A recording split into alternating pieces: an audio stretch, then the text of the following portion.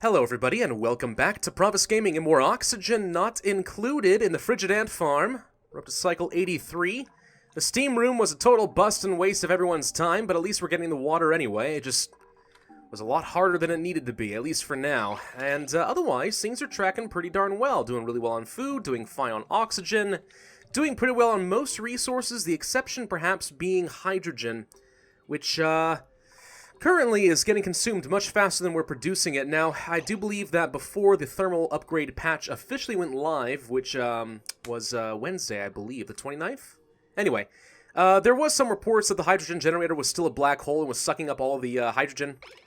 I'm going to go ahead and install a gas valve just in case to make sure, but that would explain why it was eating up so much freaking hydrogen. It's possible that was the problem. It's also possible I was just mismanaging it and I was consuming hydrogen without producing any more power. So, you know, things like that can happen. But anyway, so I've been reading through the comments, and thank you to those of you who have been leaving comments. I very much do appreciate that. But I have been reading some comments to decide what kind of stuff I want to do, and I think we've got 2, maybe 3 more videos left in this series before I'll call it a wrap. And the things that people seem interested in seeing is, 1, what happens when you get all the way to like the surface of the planetoid or the edges of the map and stuff. And the map is limited. It is not an infinite thing. So you can reach the side here and stuff like that. It takes a while. The map's pretty big, and honestly, I don't see myself building a base that takes up the entire map. That might be a little bit ridiculous, but we could certainly try to take some time and dig all the way up to the surface, although I think it would be more productive to dig down, and that's why I'm going ahead and creating a giant ladder. We're going to dig all the way down toward the magma, and at some point I'm going to try to set up a proper steam room and show you guys what I was hoping this was going to be, but ultimately the geysers could not live up to. The other things that we're going to do is find a use for our contaminated water, find a use for our slime and turn it into something useful by producing algae and stuff like that. Things that I don't think I absolutely need in order to be sustainable, but we might as well do it anyway. So, while we are working on this ladder, I'm going to go ahead and start planning out a new section of the base. Something kind of all the way over here. Let's go ahead and make it fairly large. We'll bring it to about there, I guess. And we're going to dig this area out, like so. And you know what? I don't mind if we leave this stuff open. It's completely fine with me if we do. But the important thing is we're going to set up some biodistilleries down here, and we're also going to create some processing area for our contaminated water. We could also put that over here and stuff if we wanted to. There's nothing wrong with that. I'm just going to section this area off where I expect there to be a lot of pollution and so on and so forth. It's going to take me a little while to set up, so I will be right back. So for those of you who don't know, the hydrogen generator does consume about 100 grams of hydrogen per second. So I'm going to go ahead and set this thing down to about maybe about 116 grams per second. That's probably the best we can do with this valve.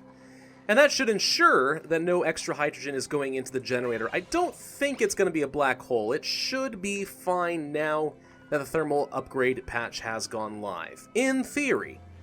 But if not, well, there you go. There's the problem. Let's go ahead and make that thing get turned on. There we go. It had just enough power to turn the hydrogen generator back on, and there we go. Alright, so, valve, how are we looking? Are we pumping in the right amount of stuff? Go to the gas piping. Contents. It still says about 1,000 grams, so it still looks to me like it's a black hole. And is this thing still pumping out the wrong amount of water? Totally is. So, I don't know if maybe I haven't updated to the latest version or something. That's entirely possible, and if so, then, you know, I kind of don't want to take the risk of ruining my save game, but certainly seems possible that we are still pumping too much hydrogen and this valve stuff still is not working the way it's advertised. Because if this thing is actually putting through 1,000 grams of hydrogen per second, which is what it looks like it's doing right now, then it's definitely consuming way more than it's supposed to. Way, way, way more. That is very upsetting. If that is the case, and it certainly seems to be, we have a couple of ways to try and deal with that. So, right now what's happening, right? I talked a little bit about this with water and stuff when I was trying to debug the system and I created an extra liquid vent and stuff. Here's one thing you could do, right? If it is, in fact, doing this and it's not, and the valve is not working as advertised, Actually, I wonder if I have to deconstruct... Hang on, can I take a look at the gas piping here? Is it possible that I need to deconstruct some of this gas... Not the gas valve. The gas piping behind it? Maybe because I put the gas valve over top of it, it's actually still running through. I mean, the gas valve appears to be trying to do something. Maybe it is, maybe it's not. It's kind of hard to tell with this game sometimes, you know? Sometimes you think it's going to work a certain way, and then it totally doesn't. We'll get that fixed up right away. Anyway, so what you can do is you can set up sort of a binary system where you're going to split the flow several times. Why do I say binary? I don't know why I said binary. We're going to split the flow, basically is what it comes down to. What's happening right now is 1,000 grams of hydrogen are getting pushed through every second. We want only 1,000 grams, a pocket of 1,000 grams to come through every approximately 10 seconds. And what we can do then is split the flow several times. So if I put a gas pipe kind of like this and filtered it off like this, there we go. So what's going to happen is the gas is going to get to this juncture and then it's going to split in half. Half of the gas packets are going to go this way, and half are going to go down this way, right? So what we've done effectively there is we've just split the flow. So now 1,000 grams will come here every 2 seconds instead of every 1 second. We've halved the flow, and the other half is going to go into this bridge, assuming we give it an outlet. We can do that again if we split it even further by going, let's say, down here. And there we go. And what it's going to do is it's going to split in half and get here. And it's going to get here and split in half again. So now we've gone down to 1/4 of the flow. And you can keep doing things like that for as long as you dang well want. For now, I'm just going to do it a couple of times. Maybe it saves me some hydrogen, maybe it doesn't, but I think it's certainly worth a shot. There we go. And you can keep doing that. You can do the math, figure a way out to get to, let's say, 1/8 of the flow and stuff like that. That's perfectly fine. And that's actually what a lot of people would do back in the day to try and save water when it seemed like the water was just a black hole as well. Now, right now, it's looking to me like the electrolyzer is able to run for several seconds before it needs another packet of water to arrive. So that would imply to me that the electrolyzer is working at least close to as advertised. Maybe not exactly perfect, but close. Yeah, we can go ahead and see what happens here now. So the water, so you can see exactly the gas pocket is going to split when it gets here. Half of them go down into this vent, half of them go through here, gets here, then half of them go into the hydrogen generator, and half of them get released back into the atmosphere. So in theory now, if the valve is not working, if this thing is a black hole, we've just saved ourselves by getting to the hydrogen generator only consuming 250 grams per second on average instead of 1,000. So we've just saved ourselves a ton of hydrogen if that works in that way. I don't think it's supposed to. I believe I saw in the patch notes, once the thermal upgrade went live, that that's supposed to be fixed. But if it's not, that's how you deal with it. See, this is why I think that it is working that way, because now we're delivering 1/4 of the hydrogen that we were before, and the reservoir here is still full and it's still working all the time. You see what I'm saying here? It seems to me that it is still a black hole. Again, that may just be because for whatever reason Steam didn't actually update me because maybe I'm opted into the beta as opposed to the live version. That could be the problem. But yeah, we're definitely going to save ourselves a heck of a lot more hydrogen by doing this. Now here's something interesting. Now that I've split the flow around, it certainly would appear to me that the valve is actually reducing the flow. So a packet gets in here. See, like, nothing's flowing in the pipes right now. A packet's about to arrive, and then all of a sudden it splits into several 116-gram stacks. And then it'll stop, and then a new one arrives, puts out about 5. Interesting. Also noticing that this gas pipe only has 370 instead of 1,000. That one has 500. It's splitting the flow in ways that I don't think I was quite expecting. Regardless, now the valve is splitting things up. I kind of wonder if that means that in order to make these valves work, what I should be doing is routing some of this liquid back down into an exhaust, but that's too much effort. I don't really feel like dealing with that. The important thing is, after adding in yet another gas vent, we are still managing to be capped out in our reservoir. Or, it's only slightly seeming to go down now. Maybe slightly. But we're pretty darn close to max efficiency here now, so good. So now that we have this area sectioned off, what I can do is start setting up my biodistillers and all manner of different refining tools. What biodistillers do is they will convert slime directly into algae, drops algae every 10 kilograms worth of slime. We're going to go ahead and place probably 2 of these, honestly, and we'll space them out slightly. Actually, you know what? I'm going to put these on the far side. I'll deal with other stuff first, but yeah. Biodistiller, let's say, here, and yeah. Okay, good enough. The other thing that we're going to work on is probably just a water purifier. We're doing really well on fertilizer thus far, I think. Actually, let's take a look on that. Fertilizer, well, actually we have about 5,600 kilograms. I think we're doing pretty well on fertilizer. I think we have enough that we can keep the bristle blossoms running for a while. So what we're going to do with our polluted water then is we're just going to go ahead and filter it into something more usable. And we'll take our copper ore, and we'll place it something kind of like so. Now, of course, in order to make this work, I'm going to have to... Well, I guess I could reroute all of the wastewater to go up here instead of coming down into the reservoir, but it's probably going to be a lot cleaner if we just go ahead and set up another liquid pipe, or pump, sorry. And then we'll just pump it on up, and then we'll pump it back over here, and let it drain into the main reservoir. This is starting to get kind of complicated, isn't it? We got pipes running all over the dang place.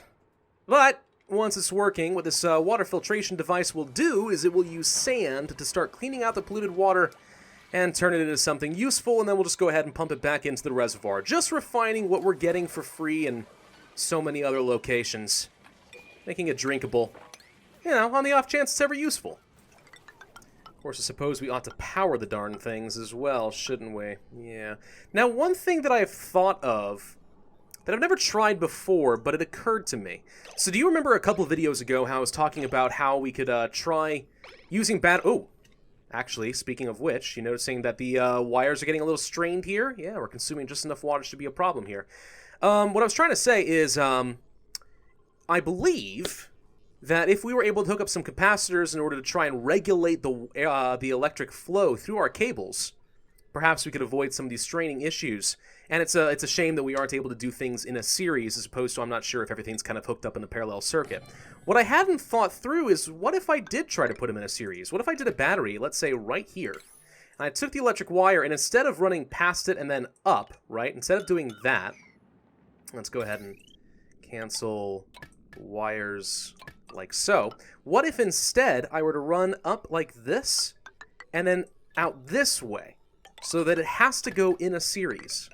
And what I'm wondering there is if that is a way of forcing the batteries to regulate the flow so that through this section of wire, we never have to worry about it being too high of a wattage. Because keep in mind, right, in this top circuit right here, where these power lamps are, they're not consuming very much wattage, but because they're all in a parallel circuit like this, they're all kind of creating strain equally, even in the areas where we're not draining a lot of power, right? So the question is if I'm doing something kind of similar in the rest of this circuit, and if, by forcing the power to go through the battery and fill it up, and the battery regulates how much charge is able to leave it, have we therefore sidestepped the issue? Because if so, then the best way to really power up your base is to have kind of a cold generation area, or hydrogen, whatever, somewhere over here. Line them up into a series of batteries, let's just say 1 per floor, right? You place 1, 2, 3, 4, and then just have that battery wired up to everything on that floor in a series, so that you never have to worry about draining too much power in this section. And this can be where your heavy wattage wires are. I don't know if that makes sense because I'm not spending a lot of time building it right now, so maybe some of you guys are more visual learners, and otherwise I'm not communicating to you in a very effective manner, but for those of you who's following along, does that make sense? Because it seems to make sense to me. It seems sensible. But I could be wrong. I've been wrong before. You know, I'm thinking about it, the one thing that's really a downside of the system, even though we're not wasting as much hydrogen, it's just a shame that the gas pump has to keep operating the whole time, because what we're really doing now is we're just wasting power. You know? If this thing would actually just stop pumping once it reached its reservoir and it was actually controlling its flow properly, we wouldn't have to be spending such consistent power on the gas filter and on the gas pump. So that would save us even more hydrogen if it weren't being a black hole. So, developers, hopefully, you guys will get on that soon, so that we can have more efficient systems. So we have our biodistillers set up, and these guys do actually require some liquid output. What do they output specifically? Can you see? Drops algae Doesn't say that it has any contents right now. Building has nowhere to send liquid. I wish you would tell me exactly what liquid you produce. I am fairly certain that it is polluted water. And if that is the case, then by putting it over here next to our water purifier, one thing we can do is actually run some piping up this direction so that it all hooks up into the same system and actually saves me the power from having to pump quite as much water out of the liquid pump. Every once in a while, I'll get the source directly from these biodistillers. At least in theory. So it could save me a tiny bit of effort. Just a tiny bit. Oh yeah, I forgot to unlock these doors. Let's go ahead and turn that back to auto so these people are able to access the piping, because otherwise this thing's never going to work. I am trying to dig my way up as well, by the way. Just because I know some people want to see the surface, it's not nearly as exciting as you might think it is. It's pretty darn boring, actually, but we'll get up there anyway. Just to sate your curiosity. Ah, good. It appears that our water purifier is now working because the biodistiller is putting out a shocking amount of polluted water. Huh. Well, not enough. 200 grams per second coming through the pipes is still not quite enough to sate the water purifier's thirst. But the important thing is now we have plenty of polluted water going in, and it is using sand and turning it into clean water. Now, the problem with using a mechanism like this is eventually you are going to run out of sand, which is one of the reasons that so many people find the magma steam chamber solution to be better, because you're using the natural geothermal energy to kind of boil out the contaminants and get clean water without having to use any sand. It's a lot easier to get to self-sustenance using that method, which is what we're going to go for probably by next video. Also, it definitely appears that we're still draining a lot of our hydrogen right now. Whoa. I'm definitely seeing that the circuit is starting to overload here a tiny little bit. So I'm wondering then if I'm wrong. Maybe going in series does nothing to help, because now that we're consuming this much extra wattage and this set of power, it does not appear that the battery is actually helping us much at all. Which is a bit of a problem, because now our circuits are going to start overloading, which is quite bad. So I guess I need to start setting up some heavy wattage wiring, don't I? Now, how do I want to do this? What if... Let's really try this whole series thing. What if I take these wires and... How do I want to do this? I could try deconstructing all of these wires and running them into the batteries primarily, and then let the batteries be what controls the flow. I'm still not sure that would solve the problem. It still only creates one path for the electricity to flow. The problem here is that we just have too many water pumps all needing to run at the same time. So, oh boy, this is going to be a bit of a problem, isn't it? Let's go ahead and set up that heavy wattage wire that I was talking about. We'll run it down here. We'll deconstruct... Ah, whoa, whoa, whoa. Where'd that all come from? Hang on. Electrical wire? Huh. That's weird. It shows nothing to cancel, but it's clear that it's trying to make these wires join up. Seems like I found a little bit of a bug there, but alright. So go ahead and put the heavy wattage wire down this way. Am I not allowed to overwrite this wire?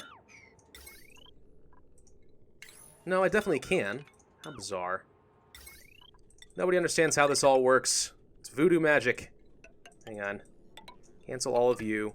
Heavy wattage. There we go. I think I was mixing up the wire types. That might be my problem. Alright, let's go up here. Do something kind of like this. Yes? And we'll see if that helps us at all. But in the meantime, let's turn off some of these unnecessary pumps and so on. We're just using up too much electricity right now. Disable this building. Disable this building. Disable this building. Make sure we don't pull any power out of there. This is still fine. Honestly, we probably don't even need this either. Let's go ahead and turn this off. And what else? I mean, at least for the moment, it seems to be kind of okay. We could turn off the refrigerator. It's really just because we have too much of this stuff going on all of a sudden. Now that we've broken up the circuits, I don't know. Maybe we can make this work somehow. Okay, we have our heavy wattage wire coming through here, and this seems to be operating just fine. So, what else can we do? I mean, the obvious solution is just to run heavy wattage wire across this entire thing, and we have the copper. We can totally do that. I was hoping for a more clever solution, but since this doesn't appear to actually work in series the way that I thought it would, I guess there's not really much point. So yeah, we're gonna go ahead and set up some heavy wattage wire and see if we can solve our problems that way. I'm also noticing that we're starting to stifle some of our plants lately, and I think a big part of that is because we are letting this hydrogen generator run as long as it has been. Which is very unfortunate, but I'm not too sure what else there is to be done about it. We'll turn this off for now, but of course we need these electrolyzers to keep running, so since we're running out of hydrogen, one way or another, something's going to have to give. Let's go ahead and turn off this gas pump, because it's just wasting electricity at this point. Now, of course, one thing we could do about these bristle blossoms, since they're having as much trouble as they are, is we actually could remove all the gas-permeable tiles, try to enclose this space, and just let the gas vents kind of do their thing, kind of cooling this entire area off in a sealed, insulated room, and try to keep them cold. That would certainly be one option. I'm not sure how eager I am to spend the time and resources doing that, especially when we're doing pretty well on food, but it would be an option for us. Yeah, seems we managed to overload one of our wires there. You saw it very briefly, but yeah. Leave the wires overloaded long enough, things do start to break. Well, I've got a little bit of cleaning up to do as far as making sure that everything gets fixed up with my wires and getting everything up to the high wattage that I need, but in the meantime, though, seems like we have found a good use for the water purifier. We are creating plenty more water. You can actually see that our water reservoir here is filling up quite nicely between pumping out of a couple different sources and then just purifying the contaminated water that we do have, so things are looking pretty solid there. And what's interesting to me down here is that it does seem that the water levels are not going down very rapidly here. These geysers, even though we weren't able to take advantage of the steam the way we wanted, having two of them next to each other is actually a pretty sustainable source of water. The steam chamber stuff down there by the magma may not be necessary at all. We're going to do it anyway. And it's going to take me a little bit of time to dig our way down there. You can see here that we have a long way to go. I'm also still trying to dig my way up toward the top, and that's got a long way to go, but I'm working on it. We'll come back to it in the next video, and hopefully I'll have something more fun to show you guys. So thank you all very much for watching. I do hope that you enjoyed. If so, then be sure to hit that like button, leave a comment with your suggestions, and of course subscribe if you have not already. My name is Pravus, and I will see you guys next time.